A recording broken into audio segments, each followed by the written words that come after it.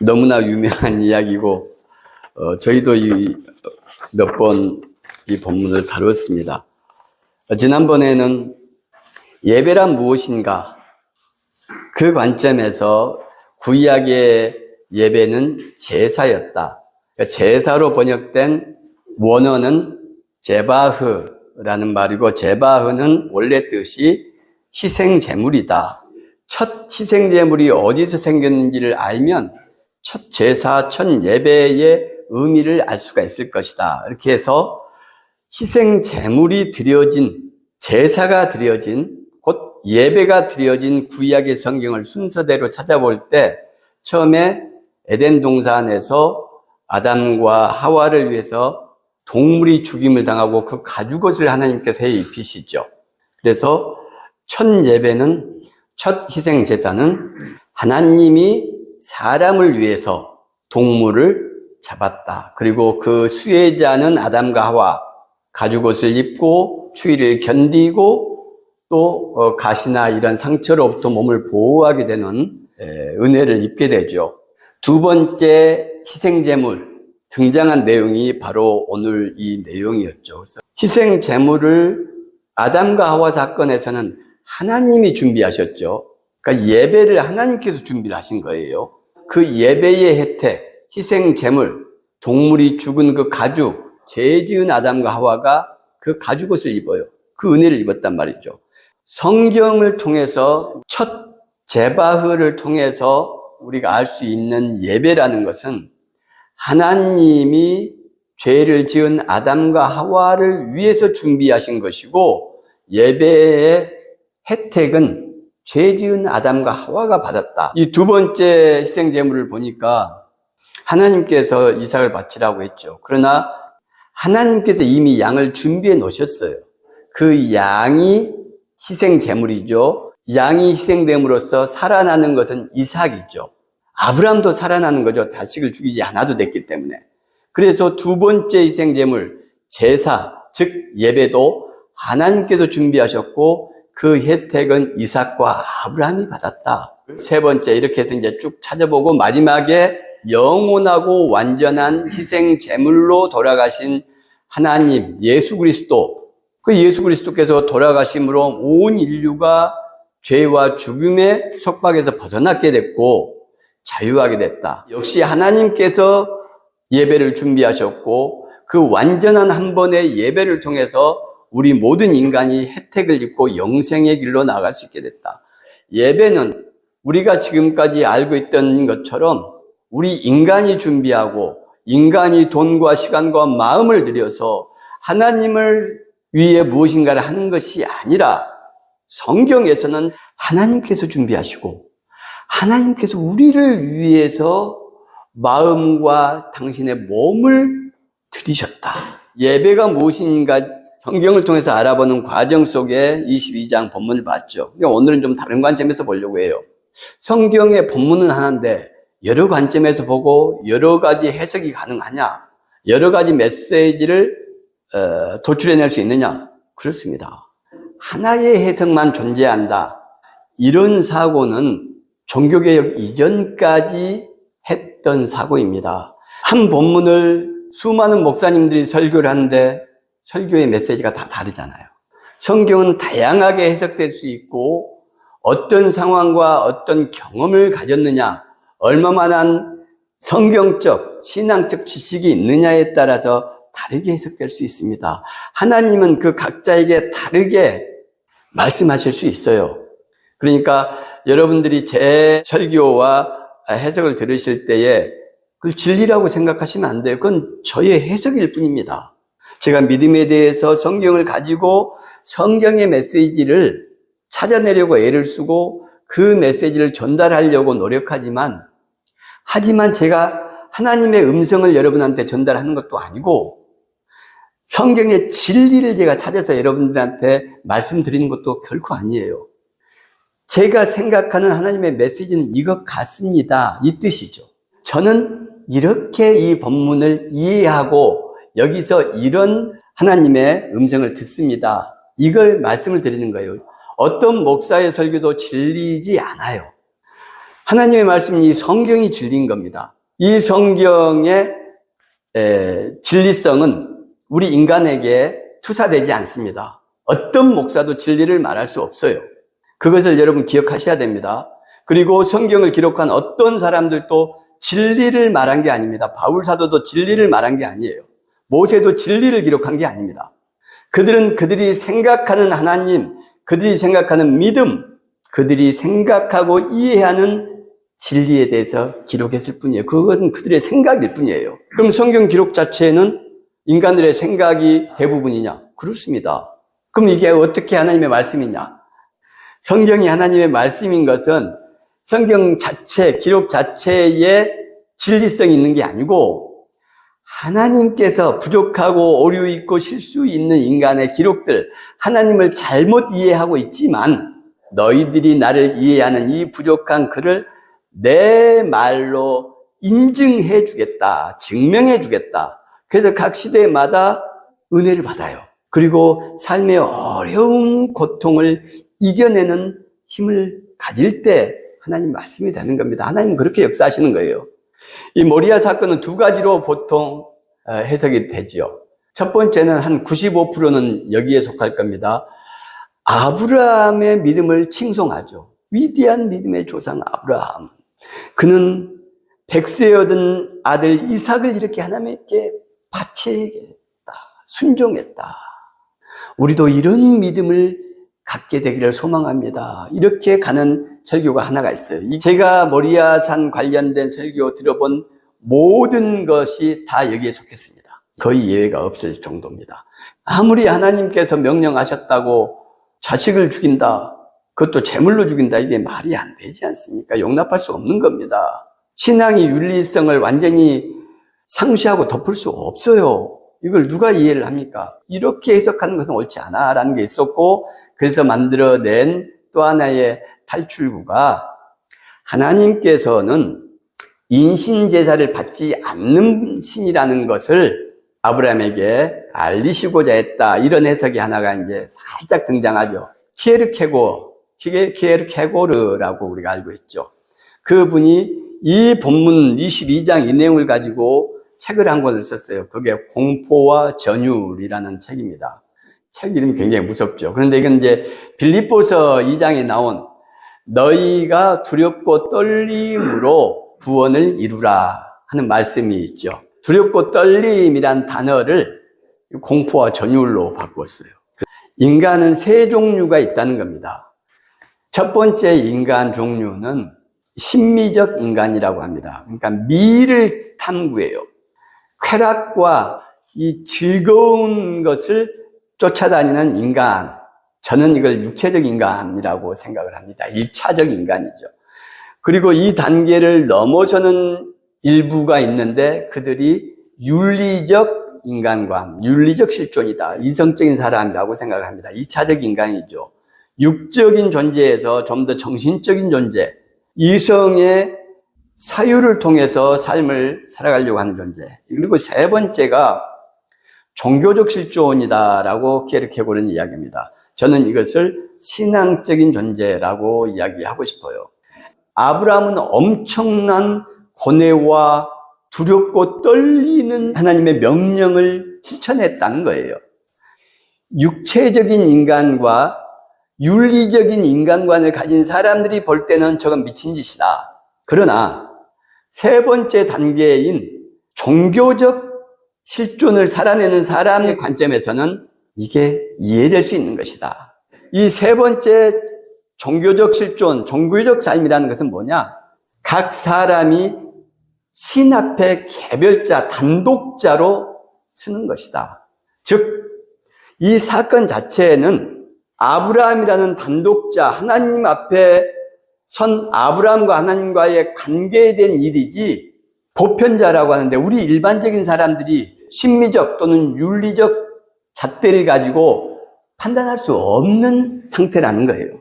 보편자가 단독자의 신과의 어떤 관계와 사건을 주위 사람들은 평가할 수 없다. 이 키에르케고르라는 실존주의 아버지가 너희들의 비난은 정당하지 않아. 왜냐하면 너희들의 비난에 잣대는 뭐냐면 심리적이고 윤리적인 1차적, 2차적인 인간상을 가지고 이 이야기를 아브라함을 평가하는데, 아브라함은 종교적 실존으로 하나님과 1:1 관계 속에서 이 사건을 맞닥뜨리고 두렵고 떨림으로 결단하여 실천한 것이다. 그래서 이런 종교적 실존에 대해서는 윤리적 실존을 가지고, 윤리적인 잣대를 가지고 평가할 수 없다. 이것이 이제 키에르케고르의 말이고, 심리적 실존에서 윤리적 실존으로 넘어가야 되고, 윤리적 실존, 이성적인 삶에 만족하지 않고 신과 단독자로 만나서 살아가는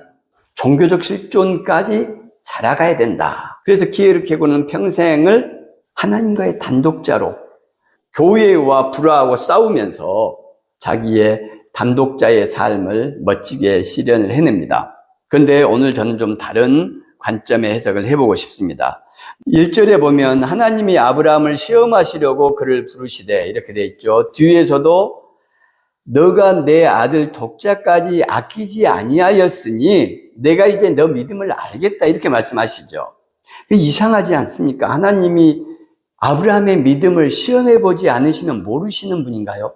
기독교인이라면 우리의 마음을 살피시는 하나님, 우리의 과거와 현재와 미래를 아시는 하나님, 전지전능하신 하나님, 이걸 믿을 거예요. 그러면 이 말씀 자체가 이상하지 않습니까? 인간의 마음도 모르는데 우리가 그분을 뭘 믿고 신앙을 한단 말입니까? 말이 안 되는 거예요. 이런 것에 대해서 우리가 생각해야 된다는 겁니다. 성경에 기록되어 있기 때문에 하나님께서 아브라함을 시험하셨구나. 아멘. 우리도 그 시험을 아브라함처럼 멋지게 통과하게 되기를 바랍니다. 저에게 그런 믿음을 주십시오. 이렇게 가면 안 된다는 겁니다. 믿음을 하나님께서 모르셨어? 신뢰하지 못하셨다는 이야기 아니야. 의심했다는 이야기 아니야. 하나님이 아브라함을, 이거 정말 이상한데? 라고 보셔야 되는 거죠. 뒤에 보니까 순양을 준비해 놓으셨죠. 하나님이 이미. 아브라함이 아들을 바칠 것을 아셨다는 이야기잖아요. 그래서 미리 준비해 놓으신 거예요. 그러면 이것은 이 기록자가 하나님을, 이 사건을 그렇게 이해했구나. 믿음의 테스트로 이해를 했구나. 8절 한번 읽어볼까요? 내 아들아, 번제할 어린 양은 하나님이 자기를 위하여 친히 준비하시리라 하고 두 사람이 함께 나아가서, 이게 이제 원어를 보면 그러니까 자기를 위하여라는 단어는 없습니다. 친히 준비하시리라, 이 말씀도 라라는 단어가 쓰여있습니다. 라는 보다라는 뜻이에요. 자기를 위하여 친히 준비하시리라는 없고 하나님이 보다, 이렇게 되어 있는 거예요. 근데 이 보다라는 단어가 미완료로 되어 있습니다. 동사는 시제라는 게 있죠. 과거, 현재, 미래, 또 진행형, 이렇게. 이 히브리어는 시제가 두 가지밖에 없어요. 완료와 미완료밖에 없습니다. 그러니까 사실은 시제라고 할 수도 없어요. 그러니까 보았다, 이게 완료형을 쓰면 어느 시점까지 본 것으로 끝난 거예요. 이미 완료된 거죠. 근데 여기는 미완료를 쓰였어요. 미완료라는 것은 과거 어느 시점부터 보셨고 지금도 보고 계시고 앞으로도 보실 것이다, 이런 뜻이죠. 준비하셨다는 없다는 말이에요. 그냥 보셨다, 보고 계신다, 그리고 앞으로도 보실 것이다. 그 뒤에도 보니까 여호와 이레에 대한 말씀이 나오죠. 14절이죠. 아브라함이 그 땅 이름을 여호와 이레라 하였으므로 오늘날까지 사람들이 이를 여호와의 산에서 준비되리라. 여호와 이레가 라예요. 라, 보다. 근데 여기도 원어를 보면은 미완료로 돼 있어요. 여호와께서 보셨고 지금도 보고 계시고 앞으로도 보고 계실 것이다, 이 말이에요.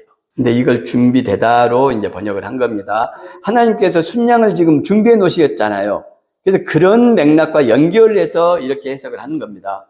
지난주에 브엘세바에서 맹세의 우물이다, 그렇게 성경에서 해석을 했잖아요. 실제로 세바라는 말은 일곱이라는 말입니다. 맹세라는 말이 아니에요. 여기서 양 7마리를 주고서 아비멜렉과 아브라함이 약조를 맺지 않습니까?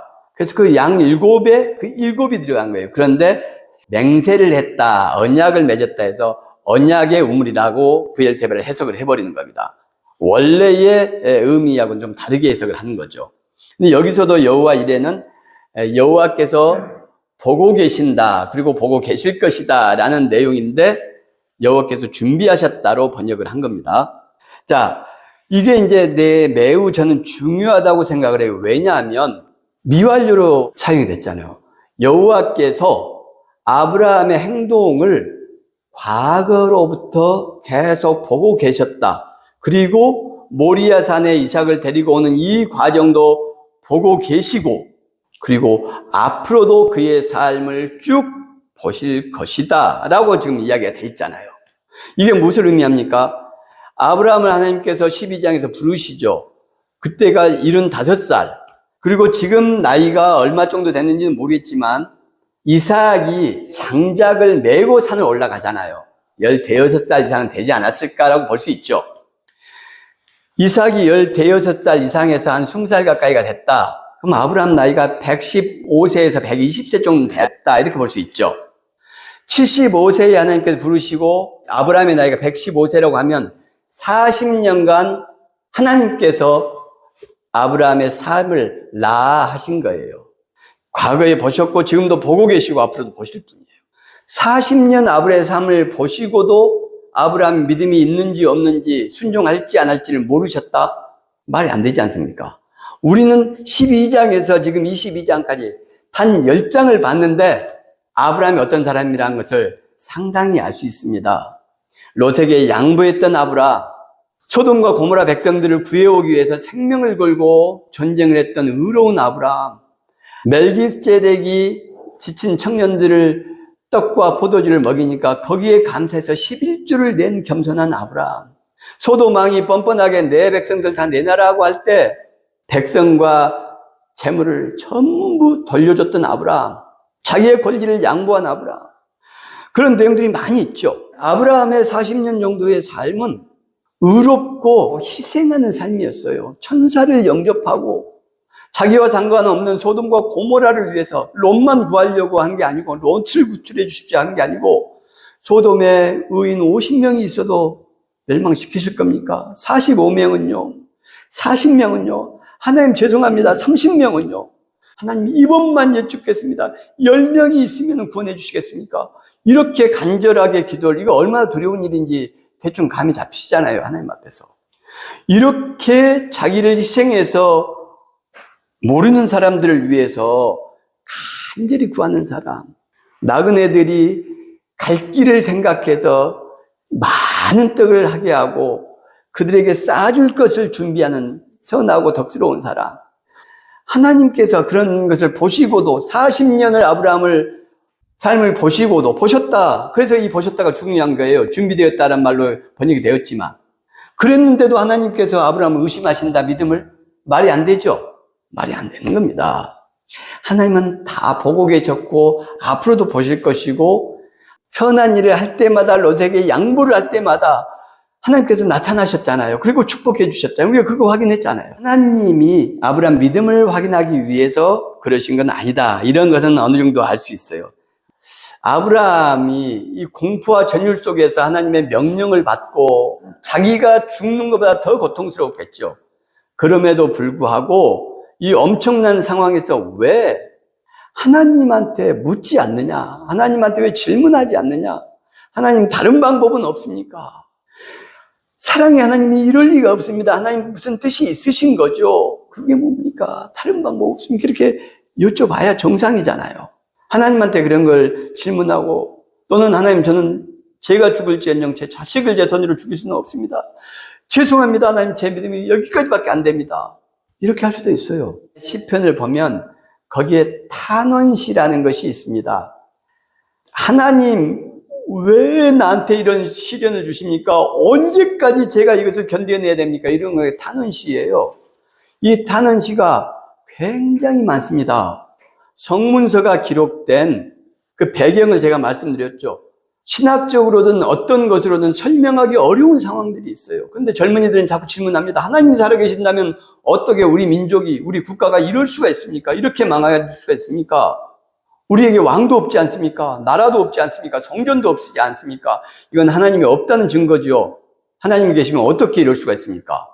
이렇게 젊은이들이 회의하고 분노하고 그럴 때 그 대답으로 기록한 게 욥기와 성문서, 룻기, 이방 여인이 하나님을 인내하고 기다리고 선하게 살아가니까 위대한 다윗 왕의 할머니가 되지 않느냐? 욥이 이유 없이 고난받는 것 같지만 하나님은 안 계신 것 같지만 결국은 하나님께서 다 회복시켜 주시지 않느냐? 이런 배경 하에서 기록했다고 했죠. 그러니까 탄원하고 하나님 제가 그렇게 무슨 큰 죄를 졌길래 하나님 저에게 이런 시련을 주십니까? 이렇게 묻는 건 잘못된 게 아닙니다. 근데 우리 현대 기독교인들은 아브라함의 이 순종만을 너무나 강조를 해요. 아브라함은 지금 하나님한테 질문하고 대화를 시도하지 않습니다. 기도하지 않습니다. 이 엄청난 고통 앞에서도. 키에르케고르는 아까 그런 식으로 해석을 했지만 그것은 키에르케고르의 해석이에요. 키에르케고르의 해석이 기가 막힌 천재성이 담겨 있지만 이렇게 되면 종교가 무서운 것이 되는 겁니다. 키에르케고르식으로 종교적 실존을 윤리적 실존으로 평가할 수 없다. 이건 엄청난 방종과 독단을 낳을 수밖에 없어요. 그래서 그런 해석은 안 되는 겁니다. 아브라함은 질문하지 않아요. 이게 가장 큰 문제인 겁니다. 하나님이 지금 이삭을 제물로 받으시기 위해서 이 명령을 하신 게 아니라는 것은 또는 아브라함의 믿음을 시험하기 위해서 하신 게 아니라는 것은 이미 증명이 됐잖아요. 충분히. 하나님이 이유가 있으신 거예요. 무슨 뜻이 있으신 거죠? 맞죠, 하나님? 하나님은 얼마나 아브라함이 묻기를, 질문하기를 기다리셨을까요? 이 3일 동안.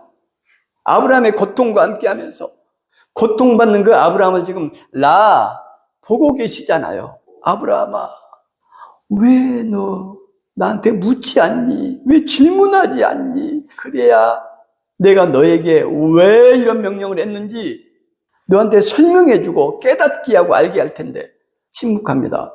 여러분, 하나님한테 질문하시기를 바랍니다. 성경을 읽고 질문하시고 대화하셔야 돼요. 질문하지 않는 아브라함에게 하나님께서 침묵하시죠. 하나님은 묻기를 기다리시는 거예요. 질문하시기를 기다리시는 거예요. 간구하기를 기다리시는 거예요.